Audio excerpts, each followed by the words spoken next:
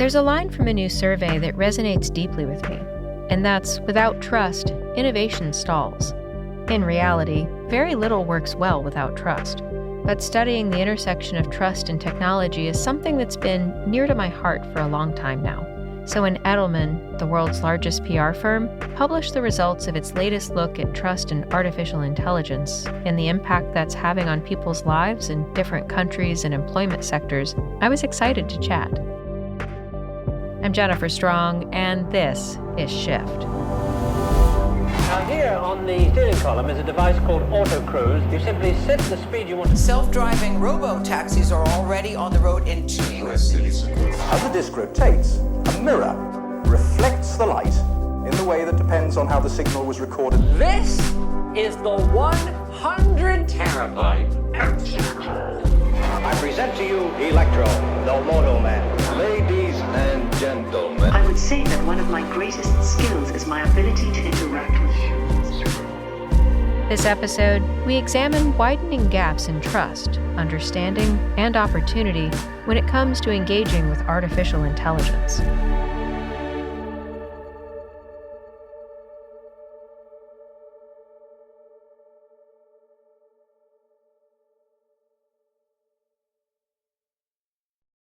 From Zuckerman Spader. For 5 decades, Zuckerman Spader has been a leading litigation firm trusted by in-house and outside counsel, businesses, and individuals. With offices in Washington, Baltimore, New York, and Tampa, Zuckerman Spader serves clients throughout the country and around the world in high-stakes disputes, enforcement matters, investigations, and at trial. When the lawyer you choose matters most. Online at Zuckerman.com. Let's be real. No one starts a business for the joy of calculating tax withholdings. That's where Gusto comes in, to take the stress out of payroll, benefits, and HR so you can focus on why you started your business in the first place. You know your business inside out. Gusto knows payroll, compliance, and benefits just as well, so you don't have to. Gusto is online payroll and benefit software built for small businesses. It's all-in-one, remote-friendly, and incredibly easy to use, so you can pay, hire, onboard, and support your team from anywhere. Save time with automated tools built right in. Offer letters, onboarding materials, direct deposit, and more. You also get direct access to certified HR experts to help support you through any tough HR situation. Try Gusto today at gusto.com/shift and get 3 months free when you run your first payroll. That's 3 months of free payroll at gusto.com/shift. One more time, gusto.com/shift.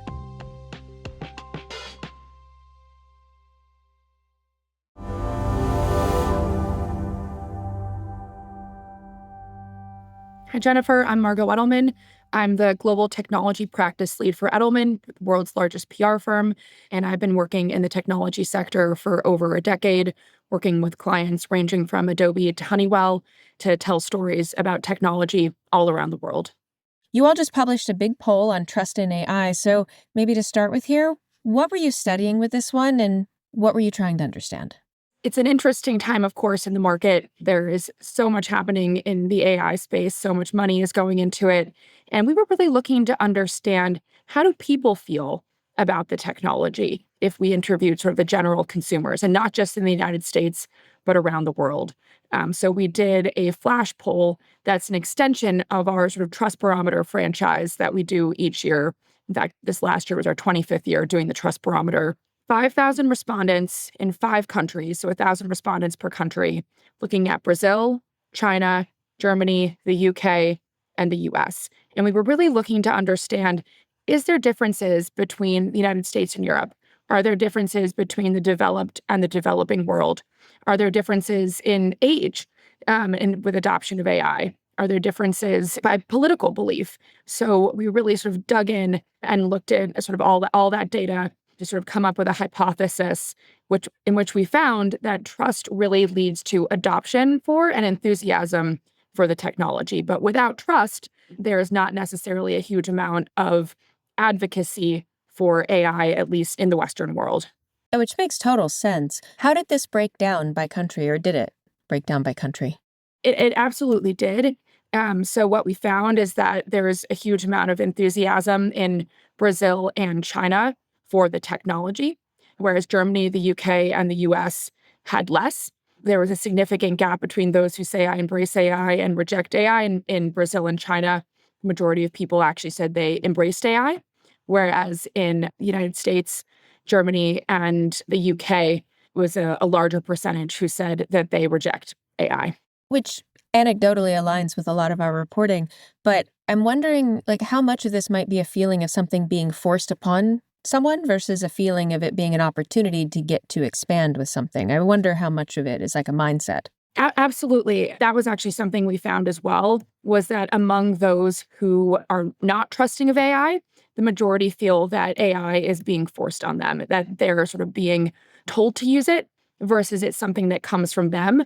However, as soon as people start to see the benefits of AI, it's something that they are very much more sort of interested in adopting and in using. And what was interesting about the data that we found was actually that people like me, whether it was peers or whether it was their friends and family, were the people who were actually the most convincing about sort of giving information on AI, people trusting their opinion on AI. It wasn't necessarily CEOs or journalists. It was actually people like myself.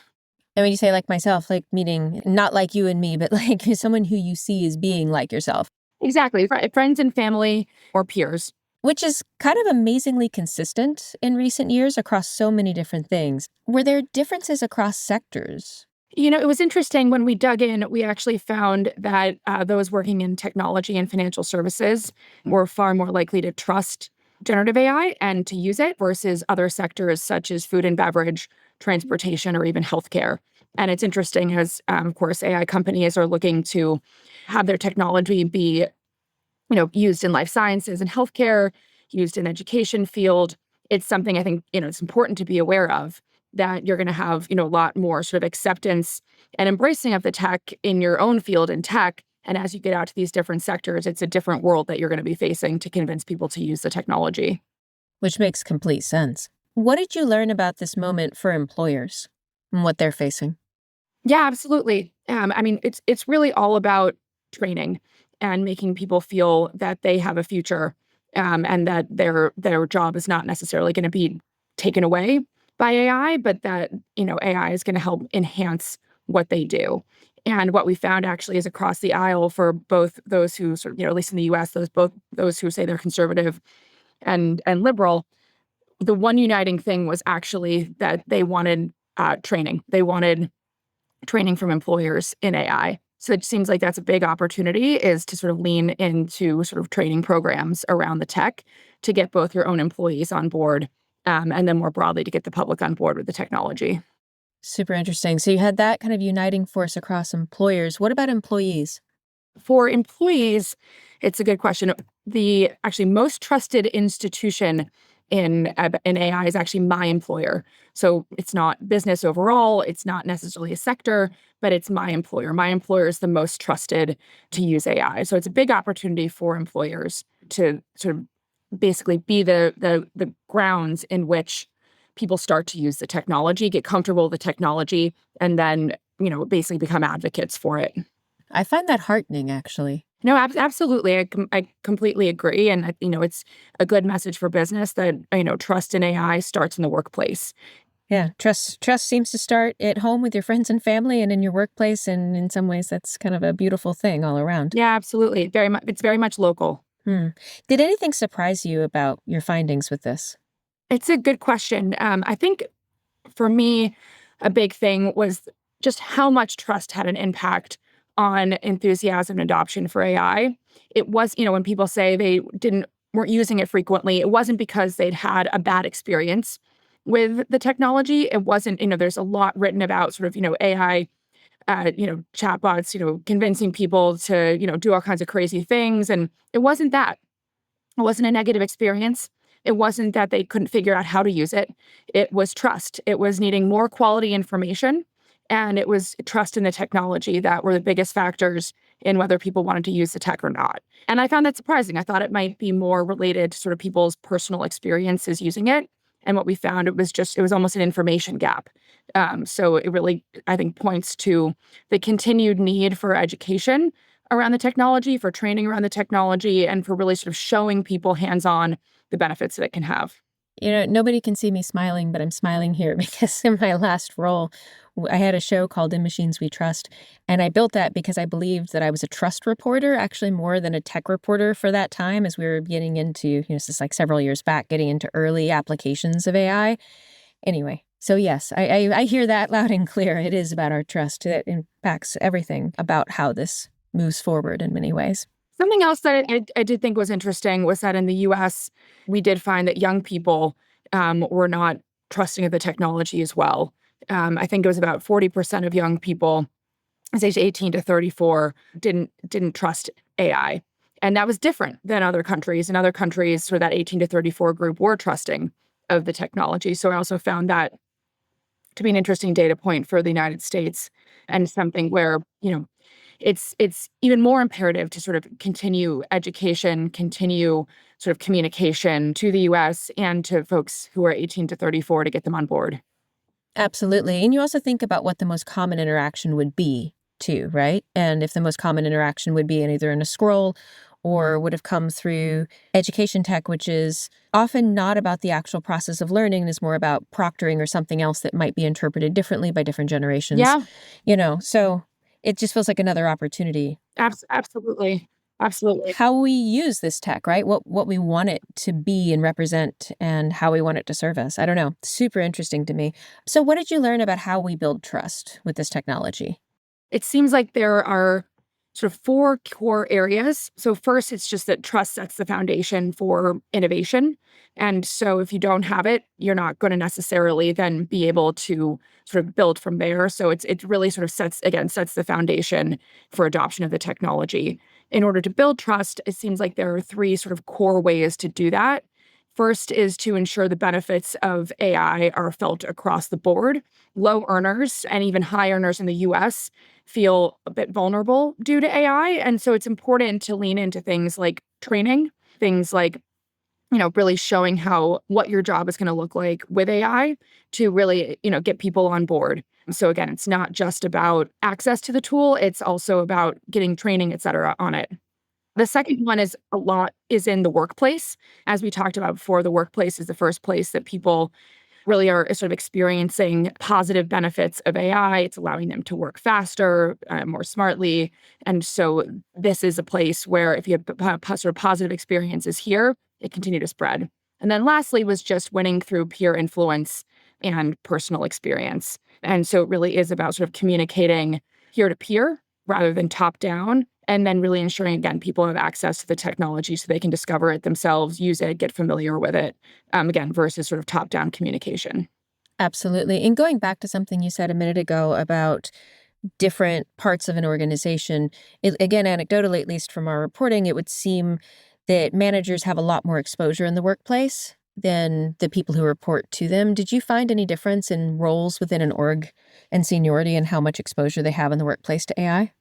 Yeah, it's absolutely. We found that, it was much more likely if you're a manager that you have used AI in the last month than if you are a non-manager. And I'm sure we dig in the data. I'm sure there's all sorts of reasons for that.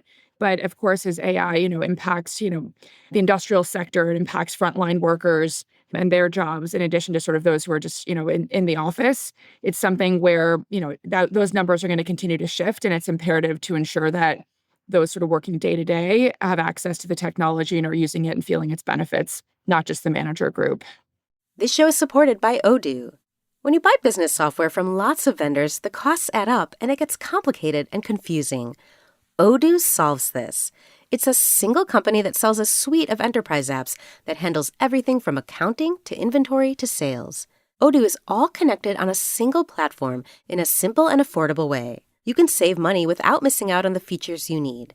Check out Odoo at odoo.com. That's odoo.com.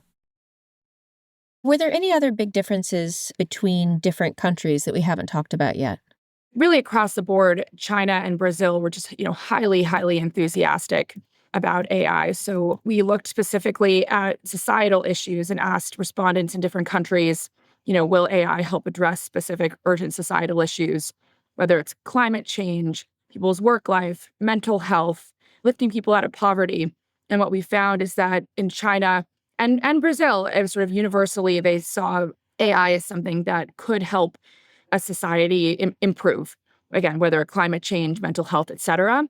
These numbers were really radically different once you got to Germany, the UK, and the US. And the US, actually, the numbers were the lowest in terms of people who thought that AI would help with these different areas. So again, it's really shows how there's so much optimism around this technology in the developing world and the developed world. It's a very different story. So what are you going to be watching for in the next survey? That's a great question. I think it'll be good to dig in to see how AI is going to impact different industries and really dig in more there. So again, we didn't totally have the sample size here to dig in on, the number of workers in the United States in tech versus financial services versus healthcare.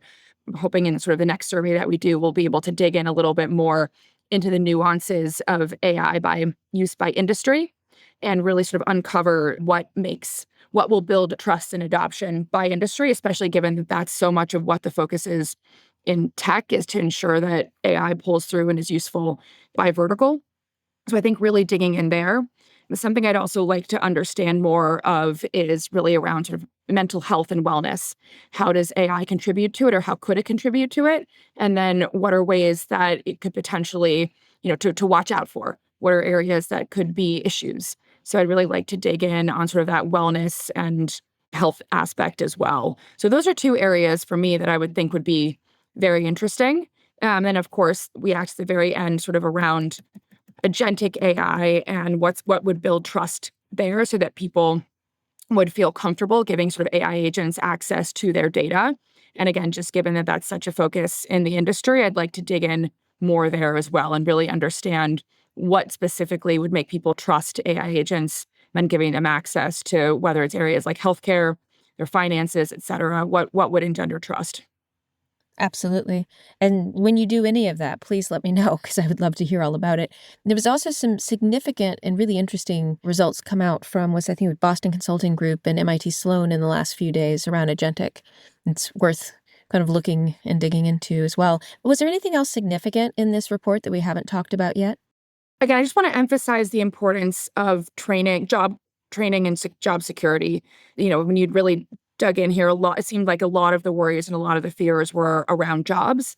And so really emphasizing to sort of those in the business world that sort of get people on board, get people using the technology. Really, it's really important to train people in how to do it and really sort of show how AI can allow you to do more versus making people feel worried about their jobs, and really showing them sort of what does the future look like for them with AI at this company versus sort of allowing them to conjecture and imagine, which could be fear-based. So again, I think it's really so much is about jobs, so much is about training and feeling like, you have a future that includes me versus sort of a future that is moving forward and might leave me behind. Yeah, absolutely. That makes absolute sense given the conversation that we've been having in recent years, of course, and also just in general, right? We all need to be able to imagine or see ourselves somewhere before we can walk confidently into it. So, yeah, makes sense? Absolutely. This has been fabulous. Thank you so much, Margot, for your time. Absolutely. Thank you, Jennifer. Appreciate it. This episode was produced by me and Emma Cillekens and mixed by Garret Lang, with original music from him and Jacob Gorski. Thanks for listening. I'm Jennifer Strong.